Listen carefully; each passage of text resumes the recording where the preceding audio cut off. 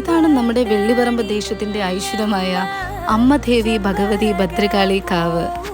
വിളിച്ച വെളിപ്പുറത്തെത്തുന്ന അമ്മദേവി ഭദ്രകാളിയെ മനമുരുകി പ്രാർത്ഥിക്കുന്ന ഭക്തർക്ക് ക്ഷിപ്രപ്രസാദിയായി ഭക്തരുടെ മനോവേദനയ്ക്ക് ദേവി പ്രതിഫലം ഇച്ഛിക്കാതെ അനുഗ്രഹം നൽകുകയും ഏതു കാര്യത്തിലും പരിഹാരം സിദ്ധിച്ചു കൊടുക്കുകയും അനുഗ്രഹം ലഭിച്ച ഭക്തജനങ്ങൾക്ക് നിറഞ്ഞ മനസ്സോടെ മടങ്ങുന്നതുമാണ് ഈ കാവിൻ്റെ പ്രത്യേകത.